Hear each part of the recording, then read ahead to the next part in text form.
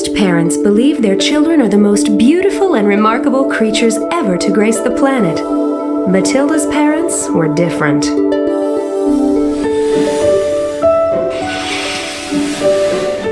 Harry and Zinnia Wormwood were less than overjoyed when Matilda was born. After they brought her home from the hospital, they virtually ignored her.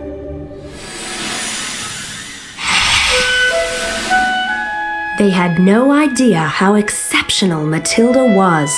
They didn't know she had learned to write her name when she was just a tiny baby. They didn't know she could cook. Now look what you did! And they didn't know that Matilda had taught herself to read. One day, Matilda discovered the most wonderful place in the world, the public library. She went there every day. Matilda had another talent. She could add really big numbers in her head. One day, at the dinner table, she surprised her family by solving a difficult math puzzle. What was my profit for the day? $10,265. Check it if you don't believe me. But instead of being happy that Matilda was so clever, Harry was angry. When a person is bad, that person has to be taught a lesson. Harry meant to say, when a child is bad, they should be punished. But instead he said, when a person is bad. And with that one slip of the tongue, he gave Matilda the idea that children could punish their parents too. The next morning, Matilda slipped into her parents' room, took the peroxide Zinnia used to dye her hair blonde, and put it in Harry's hair tonic. When Harry looked in the mirror, he had a terrible shock. What did you do to your hair?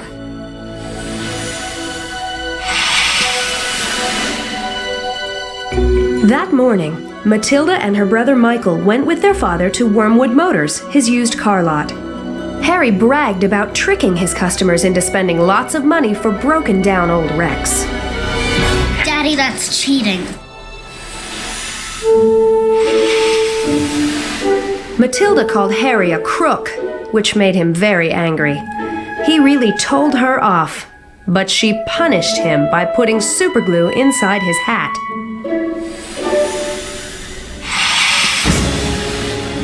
Zinnia won double bingo and took the family to celebrate at the Café Ritz. But when Zinnia tried to pull the hat off Harry's head, it ripped, and everything went flying. The other customers got splattered with food, but a delicious dessert landed magically in front of Matilda.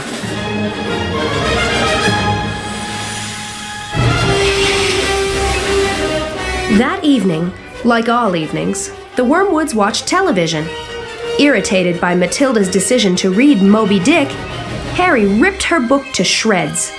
Then, when Harry forced Matilda to watch the television, magically, it blew up.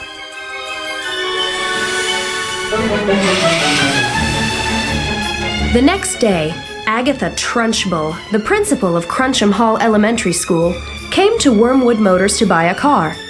Harry was very impressed when Miss Trunchbull told him that her school was a model of discipline. Use the rod, beat the child.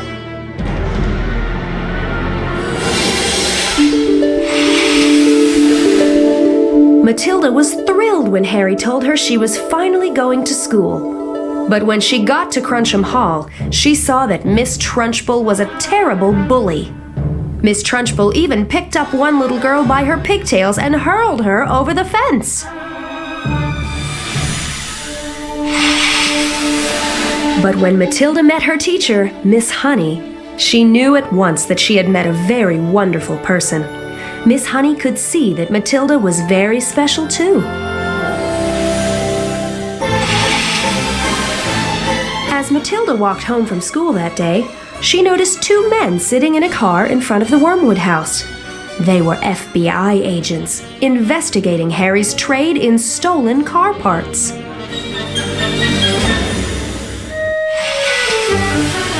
One evening, Miss Honey came to Matilda's house to talk to her parents about Matilda's extraordinary gifts. But Harry and Zinnia told Miss Honey that education was overrated and asked Miss Honey to leave.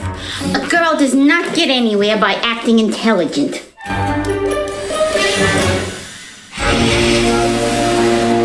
The next day, Miss Trunchbull discovered that Bruce Bogtrotter had stolen her chocolate cake. To punish him, she forced him to eat a giant cake in front of the entire school. But Bruce finished every bite.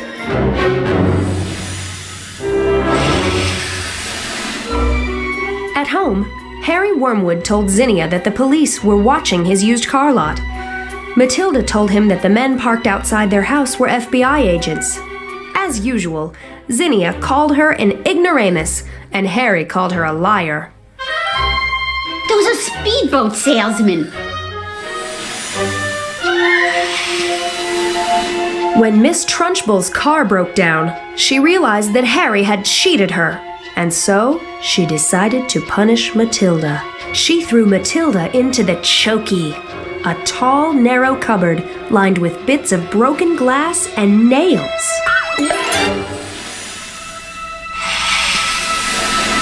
In the classroom, after Miss Honey rescued Matilda from the Chokey, Matilda saw the newt that her friend Lavender had put in Trunchbull's glass of water. She used her powers to tip the glass over. The newt landed on Miss Trunchbull and she leapt around the room in terror.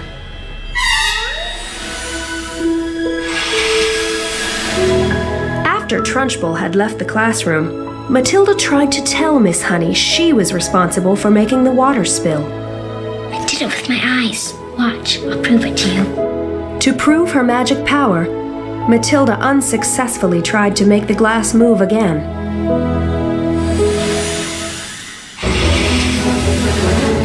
That afternoon, Miss Honey invited Matilda to her cottage for tea and cookies.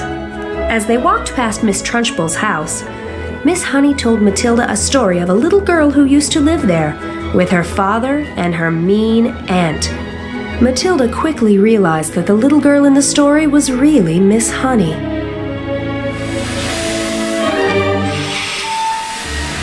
Miss Trunchbull was really Miss Honey's aunt. Yes, Aunt Trunchbull. Trunchbull had promised Miss Honey's father before he died that she would take care of Miss Honey. But she had been so cruel that Miss Honey had left the home and everything she loved behind, including a lovely doll that her mother had given her.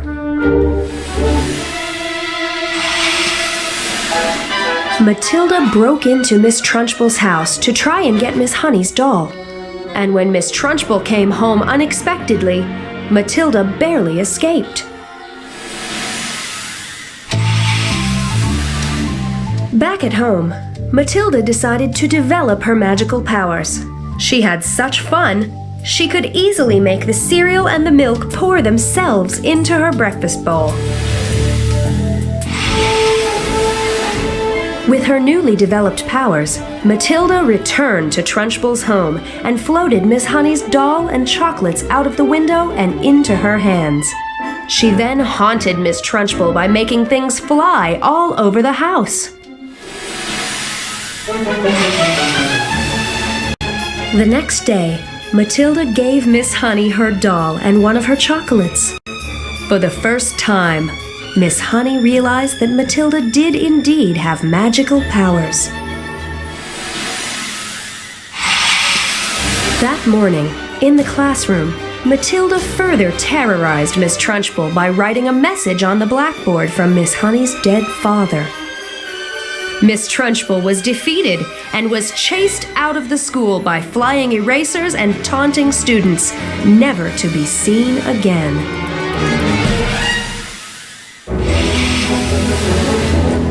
With Miss Trunchbull gone, Miss Honey moved back into her real home. The FBI finally caught up with Harry, and the Wormwoods fled the country. But before they left town, they happily agreed to let Miss Honey adopt Matilda.